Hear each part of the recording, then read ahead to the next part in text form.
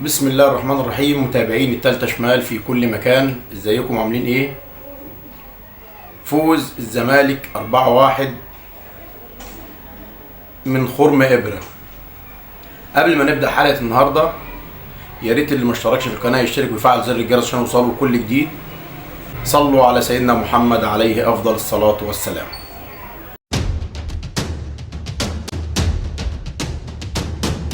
على صخرك حافر بطولاتك يا كيان يا عظيم، طول عمرك قاعد على عرشك من قدك مين، ولا يقدر شيء انه يهزك كلنا عارفين، وكفاية نقول يلا يا اهلي واحنا واثقين.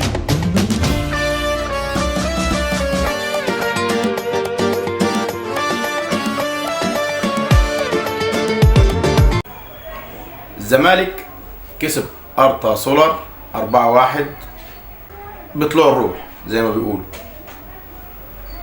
بنبارك للزمالك بفوزه على ارتا سولار، ونتمنى للزمالك التوفيق في بطولة الكونفدرالية. اما بالنسبة للاخبار اللي نازلة على السوشيال ميديا وان امام عاشور عمل برقية تهنئة للاعبي الزمالك او لنادي الزمالك بفوزه على ارتا سولار، طبعا الاخبار دي غير صحيحه بالمره، ولو حصل ده ما يقللش من امام عاشور، ده ما يقللش من امام عاشور. اما بخصوص حسين لبيب ابو لبه، فان هو يطلع يعمل تصريح لجماهير الزمالك وللاعضاء في نادي الزمالك ان هو هيتعاقد مع 2 لعيبه من النادي الاهلي،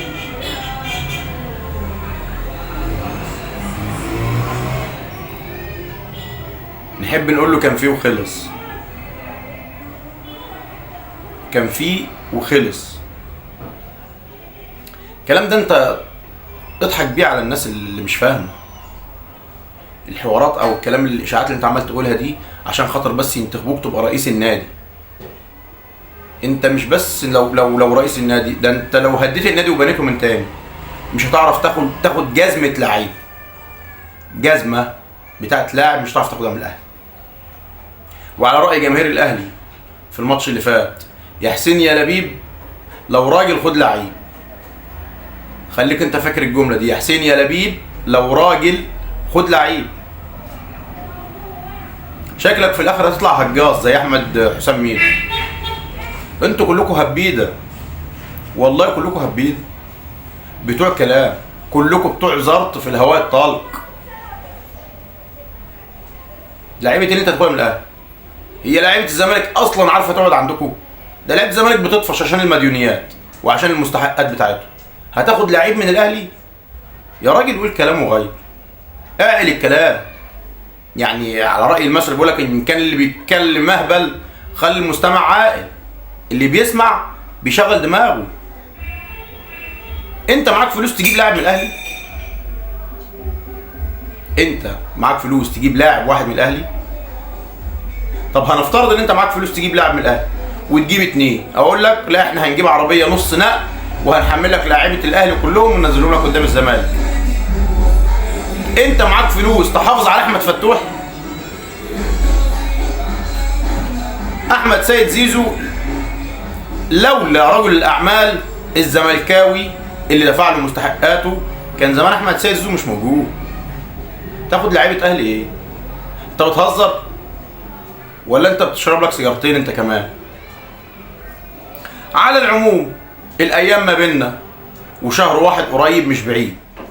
ورينا بقى يا حسين يا لبيب لو راجل خد لعيب، وانا اول واحد هطلع هنا على القناه وهحييك، هقول فعلا حسين لبيب يستحق يكون رئيس نادي الزمالك.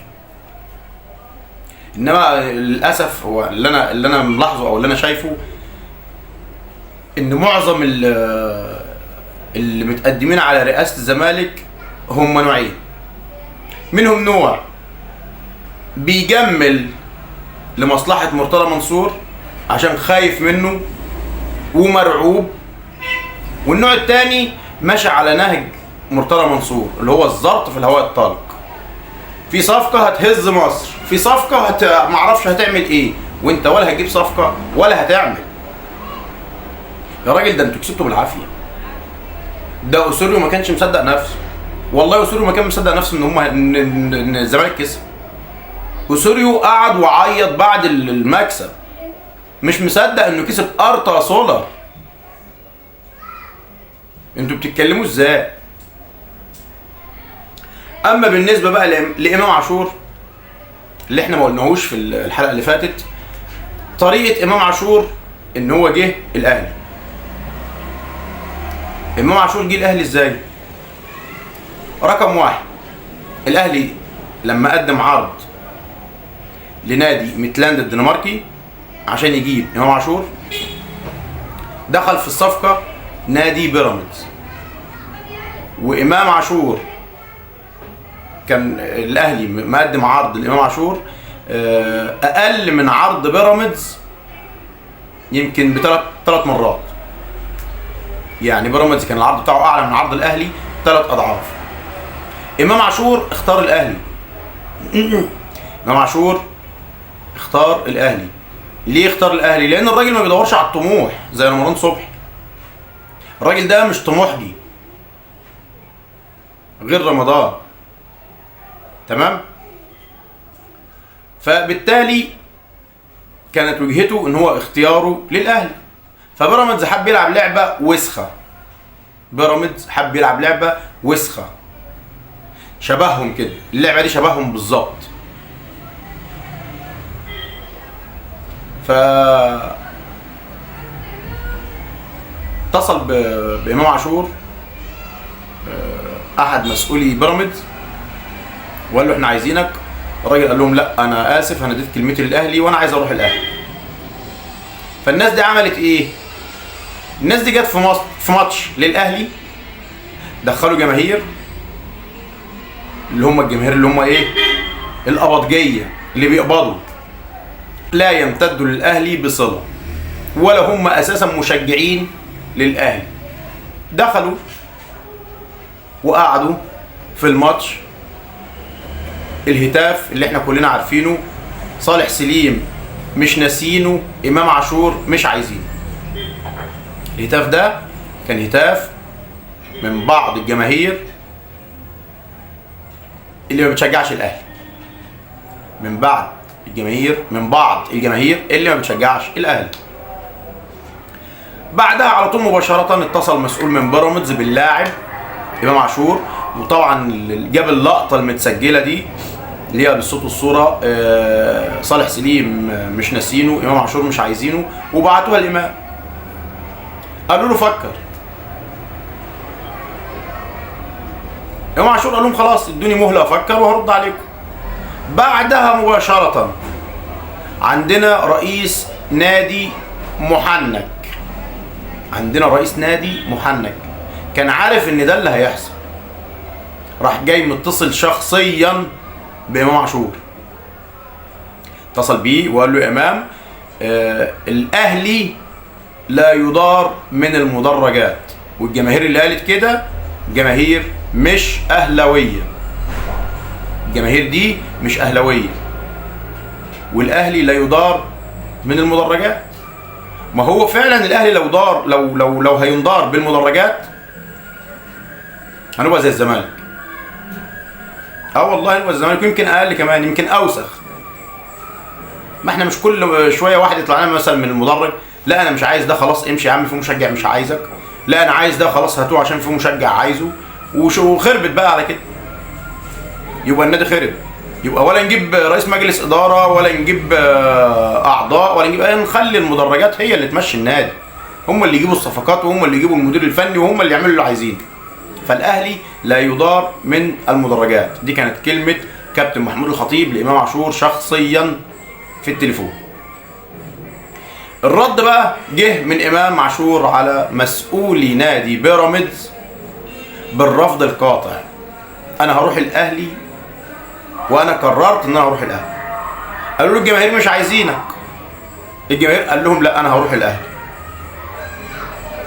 الجماهير مش عايزيني، انا هروح الاهلي. الاهلي لا يدار من المدرجات. امام عاشور قال لهم كده بالفعل، قال لهم انا بقى اعرف امتى كان الجمهور عايزني ولا لا، لما شارك في الاهلي، اشوف هتافات الاهلي مباشر بيني وبين الاهلي لما اجي انزل الماتش. امام عاشور نزل في اول ماتش ليه لقى ترحيب رهيب من جماهير الاهلي. وشفتوا انتوا الكلام ده في كام ماتش قبل كده، كان امام كل ما بعد الماتش على طول مباشره يجري على جماهير الاهلي ويحيي الجماهير بتاعت الاهلي، وجماهير الاهلي تنده عليه وتحييه. ولا حياه لما انتوا نادي، انتوا اقعدوا بص قولوا اللي انتوا عايزينه. قولوا اقول لكم على حاجه، لا هو الماتش اللي جاي لما الزمالك يكسب، ده لو كسب يعني، لما يكسب الماتش اللي جاي امام عاشور هيروح يبارك للزمالك في قلب النادي نفسه. هيروح ياخد الطبل والمزمار زي ما كان مرتضى عملها قبل كده، جاب الطبل والمزمار ايام كارتيرون وعلق انوار في النادي ولا حنة بنت خالته في النادي. يعني هو امام هيجي يعمل لكم كده بعد ما تكسبوا الماتش اللي جاي. احنا مش عايزين كلام ونمشي ورا الناس اللي بتتكلم وخلاص. الناس دي عايزه تهدم النادي، الناس دي عايزه تهدم النادي. اما بخصوص ما قاله عبد الله السعيد، انت فين يا عبد الله؟ انت فين دلوقتي؟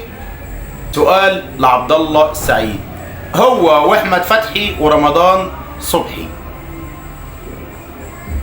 بامانه كده في اعلام بقى بيتكلم عنكم زي ما كان بيتكلم عنكم في الاهلي؟ بصوا يا جماعه، من الاخر اي لاعب مهما كان مستواه، امكانياته، مهاراته،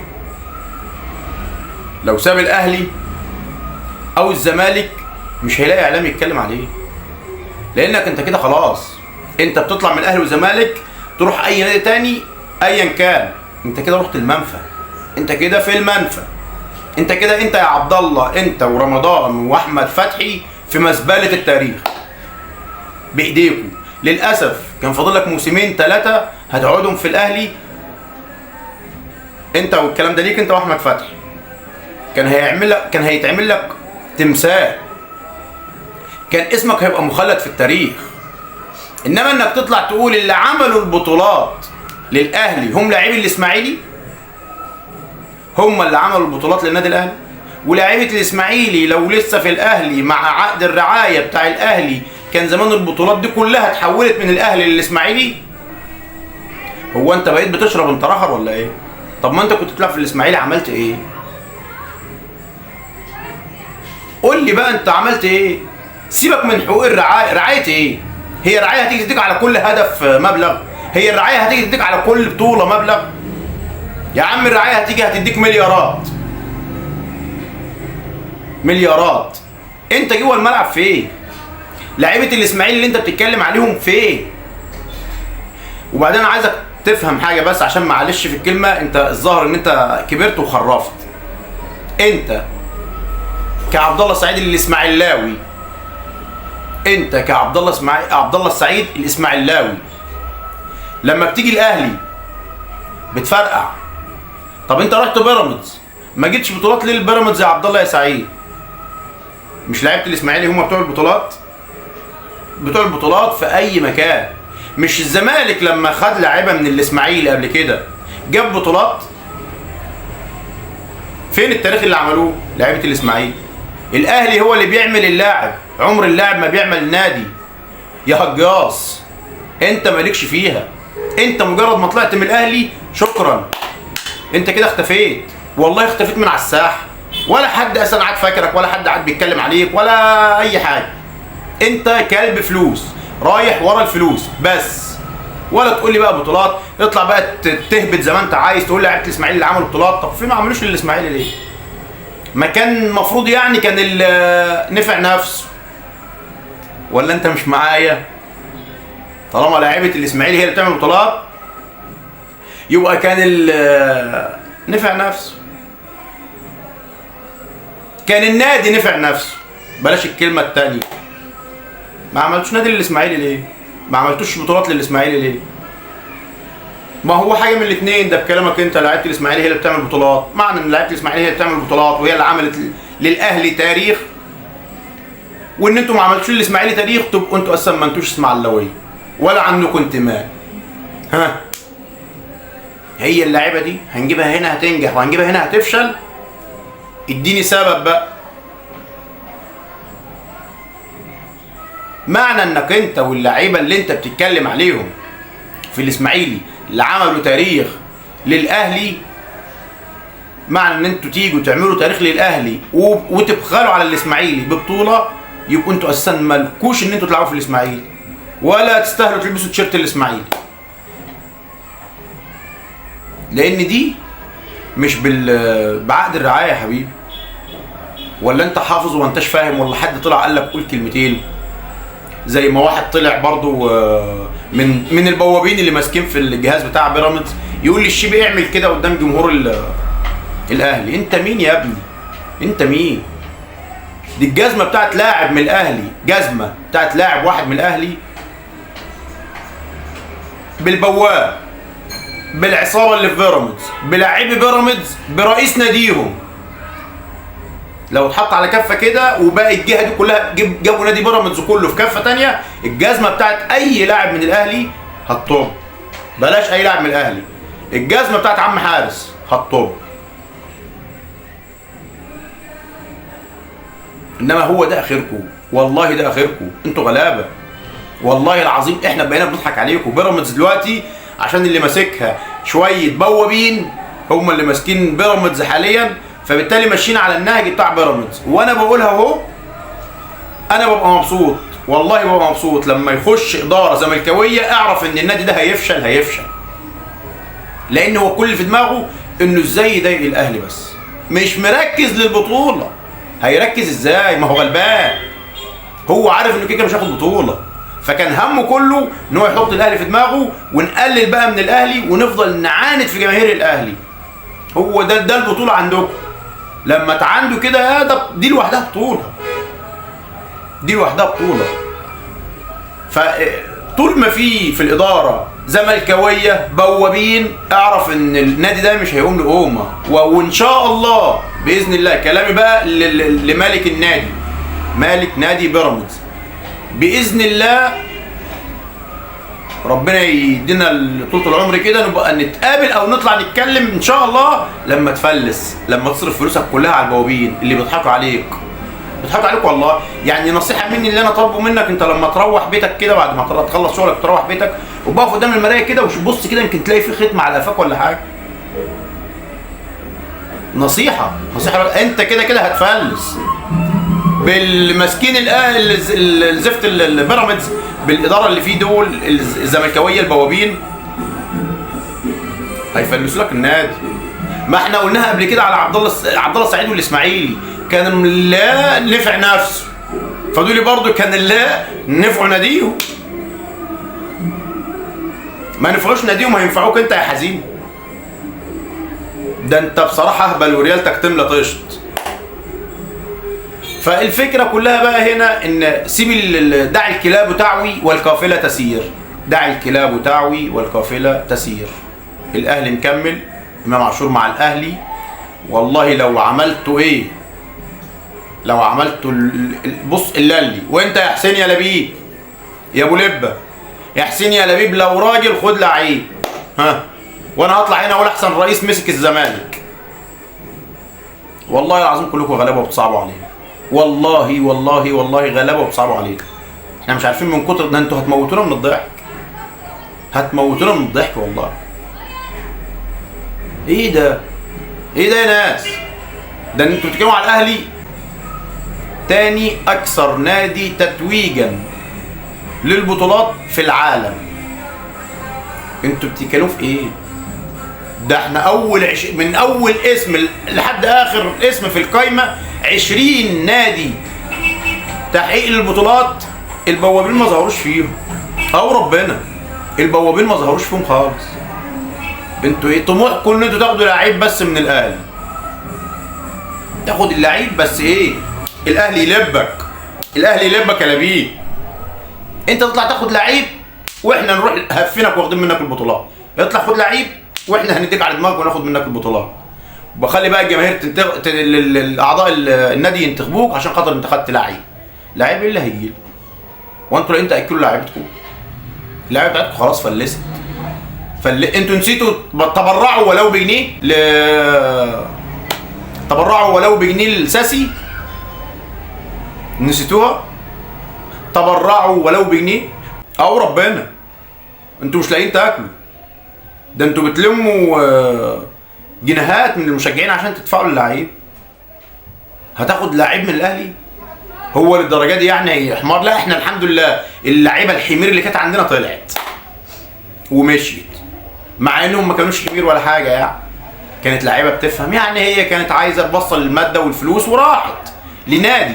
فاللعيب اللي عندنا بقى لما انت بسلامتك تيجي تفاوضه، ده هيبقى حمار رسمي لما يطلع من النادي ويجي يمضي عند نادي ما فيهوش جنيه، عند نادي فلوسه كلها مسروقه. ده انتوا مديونين بالمليارات، النادي ده مديون بالمليارات. تاخدوا لعيب ايه؟ وانتوا يا ناس ما بتفهموش. كده وصلنا لنهايه الحلقه، ويا ريت اللي ما اشتركش في القناه يشترك ويفعل زر الجرس عشان يوصله كل جديد، وما تنسوناش في اللايك والشير. والسلام عليكم ورحمه الله وبركاته.